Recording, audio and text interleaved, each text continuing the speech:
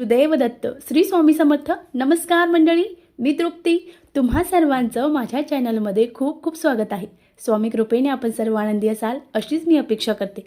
मंडळी, उद्या दिनांक 7 डिसेंबर उद्या आले आहे संकष्ट चतुर्थी. या संकष्ट चतुर्थीला विशेष महत्त्व आहे. या दिवशी केलेले हे व्रताचं पुण्यफळ आपल्याला 1000 पटीने मिळत असतं. कारण संकष्ट चतुर्थी हे जे व्रत आहे हे गणपती बाप्पांचं आहे. आपण कोणतीही पूजा करा, सर्वात प्रथम मान देतो आपण तो गणपती बाप्पांना. मग या गणपती बाप्पांचा जर आपण अगदी मनोभावे विधिवत पूजा अर्चा केली, व्रत केलं, तर आपल्यावर अनेक संकट, अनेक विघ्न दूर होत असतात.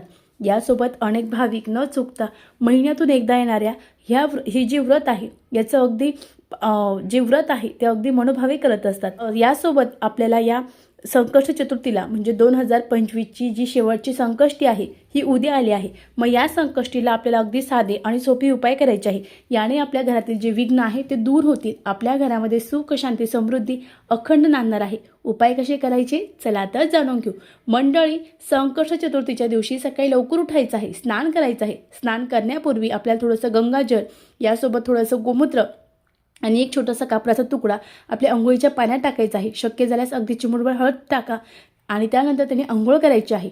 याने आपले जे दुर्भाग्य आहे ते दूर होतं. आपल्या जीवनामध्ये सुख, शांती, समृद्धी अखंड नांदत असते. हा पहिला उपाय आपल्याला करायचा आहे. त्यानंतर स्नान झाल्यानंतर सगळ्यात महत्त्वाचं, आपल्या घरात मुलं चिडचिड करत असेल, ऐकत नसेल, हट्टीपणा करत असेल किंवा मुलगी ऐकत नसेल, मुलगा ऐकत नसेल. आता प्रत्येकाच्या घरात असतं असं नाही. शेवटी ते मुलं आहेत, ते ऐकतात, ऐकत नाही. पण प्रत्येक आई वडिलाला वाटतं की त्यांनी ऐकावं, त्यांचं चांगलं व्हावं. यासाठी प्रत्येक आई वडील काही ना काही उपाय, तोडगे करत असतात. मग आपल्याला काय करायचं, तर आपल्याकडे गणपती बाप्पाची मूर्ती आपल्या देवघरात असणार आहे. मग ती मूर्ती आपल्याला तामणात ठेवायची आहे आणि उद्या न चुकता आपल्याला 3 आवर्तनं अथर्व शीर्षाचे म्हणायचे आहे. तुम्हाला अथर्व शीर्ष येत असेल अतिशय उत्तम, नसेल तर यूट्यूबला लावा आणि ओम गण गणपते नमः या मंत्राचा जप करा. आणि त्यानंतर आपल्याला जे अभिषेक आहे तो पूर्ण करायचा आहे. अभिषेक करताना आधी शुद्ध जल अर्पण करा. त्यानंतर आपल्याला पंचामृत घ्यायचं आहे. पंचामृत तयार करून घ्यायचं आहे. पंचामृताने अभिषेक करायचा आहे आणि परत आपल्याला नंतर जे शुद्ध जल आहे ते अर्पण करायचं आहे. त्यानंतर जे तीर्थ तयार होणार आहे ते तीर्थ आपल्याला संध्याकाळी उपवास सोडताना घ्यायचं आहे. घरात मुलीला चतुर्थीचा उपवास नसेल तर त्यांना ते तीर्थ द्यायचं आहे. असं केल्याने मुलांच्या बौद्धिक विकासामध्ये वाढ होते. मुलं जे चिडचिड करतात ते चिडचिड कमी करतात आणि अनेक आरोग्याच्या समस्या सुद्धा दूर होतात. हा सुद्धा अतिशय साधा पण अतिशय प्रभावी उपाय आहे. हा सुद्धा तुम्हाला आवर्जून करायचा आहे. त्यानंतर सगळ्यात महत्त्वाचं म्हणजे आपल्या घरामध्ये खूप कटकट आहे, चिडचिड आहे, कुणाचं कुणाशी जमत नाही, असं जर तुमच्यासोबत घडत असेल तर तुम्हाला उद्या अगदी सकाळपासून संध्याकाळपर्यंत तुम्ही हा उपाय कधीही करू शकतात.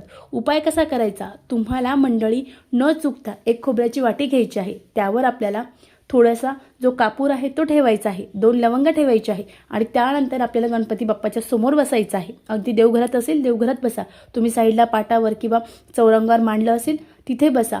त्यानंतर आपल्याला खाली एक प्लेट घ्यायची आहे, त्यावर त्या 2 लवंग ठेवायची आहे, कापराची वडी ठेवायची आहे आणि ते आपल्याला खोबऱ्याच्या वाटीवर जाळायचं आहे. त्यानंतर आपल्याला ते प्रज्वलित करायचं आहे आणि त्यानंतर मंगलमूर्ती विघ्नहरा दुरितनाशना कृपा करा, मंगलमूर्ती विघ्नहरा दुरितनाशना कृपा करा हा मंत्र म्हणायचा आहे आणि त्यानंतर ते ओवाळायचं आहे. ओवाळणं झाल्यानंतर आपल्याला हा मंत्र शक्यतो जोपर्यंत ते जळत असणार आहे तोपर्यंत म्हणायचा आहे. हाताला चटका लागत असेल तर ते खाली ठेवून द्या आणि जळेपर्यंत हा मंत्र म्हणायचा आहे. कितीही दुःख, कितीही दारिद्र्य, कितीही कष्ट असू द्या, कितीही तुम्ही जीवनाला अगदी वैतागले असू द्या, सर्व दूर होणार आहे. तुम्हाला न चुकता हा उपाय 11 संकष्ट चतुर्थी करायचा आहे.